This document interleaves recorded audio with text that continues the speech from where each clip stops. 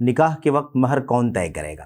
یہ بات شریعت میں معلوم ہے کہ نکاح کرنے والا مہر دینے کا ذمہ دار ہے۔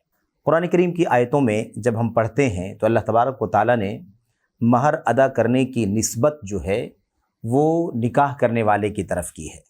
اللہ تبارک و تعالیٰ فرماتا ہے وَإِنْ آتَيْتُمْ إِحْدَاهُنَّ قِنْطَارًا فَلَا تَأْخُذُوا مِنْهُ شَيْئًا، اگر تم کسی خاتون کو بہت زیادہ مقدار میں اگر مہر دے دو تو تم اس میں سے کچھ بھی نہ لو۔ تو مہر کی جو نسبت کی گئی ہے وہ ہونے والے شوہر کی طرف کی گئی ہے۔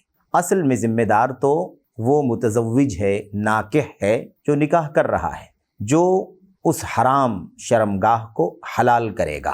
اللہ کے نبی صلی اللہ علیہ وسلم نے فرمایا ان احق الشروط ان توفوا به ما استحللتم به الفروج، سب سے زیادہ حقدار شرط جسے تمہیں پورا کرنا چاہیے وہ شرط ہے جس کے ذریعے سے تم شرمگاہوں کو حلال کرتے ہو۔ تو ظاہر ہے کہ شرمگاہ، حرام شرمگاہ کو نکاح کے ذریعے سے حلال جو کرنے والا ہے وہ ناکح ہے، نکاح کرنے والا ہے، شادی کرنے والا ہے، یعنی شوہر جس کو ہم کہتے ہیں۔ اس لیے اصل میں نکاح کے وقت مہر طے کرنے کا اصل میں ذمہ دار وہ ناکح ہے، نکاح کرنے والا ہے۔ اب اگر مثال کے طور پر ہمارے ملک میں، وطن میں نکاح کرنے کا جو طریقہ چل پڑا ہے وہ یہ ہے کہ پہلے ہی سے باپ جو ہوتا ہے، لڑکے کا باپ، وہ اخراجات کی بھی ذمہ داری وہی دیکھتا ہے، مہر کی مقدار طے کرنے میں بھی وہ آگے آگے رہتا ہے، اور اپنے بیٹے کی طرف سے، اپنے لڑکے کی طرف سے ایک طرح سے کہہ لیجئے کہ بحیثیت سرپرست اور ذمہ دار، یا ایسے ہی کہہ لیجئے نیابت کرتے ہوئے وہ یہ کام کرتا ہے۔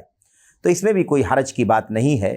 اصل یہ ہے کہ باپ میں اور ایسے ہی نکاح کرنے والے میں اس مسئلے میں اختلاف نہیں ہونا چاہیے، دونوں میں اختلاف نہ ہو، دونوں اس سلسلے میں متفق ہوں کہ اتنی مہر کی رقم مقرر کی جانی چاہیے، اور پھر اس پر اگر دونوں متفق ہو کر کے مہر طے کرتے ہیں تو اس میں کوئی حرج کی بات نہیں ہے۔ ورنہ شرعاً اس کا جو حقدار ہے طے کرنے والا وہ اصل میں ناکح ہے، نکاح کرنے والا یعنی شادی کرنے والا ہے، جو وہی اس کا ذمہ دار ہے۔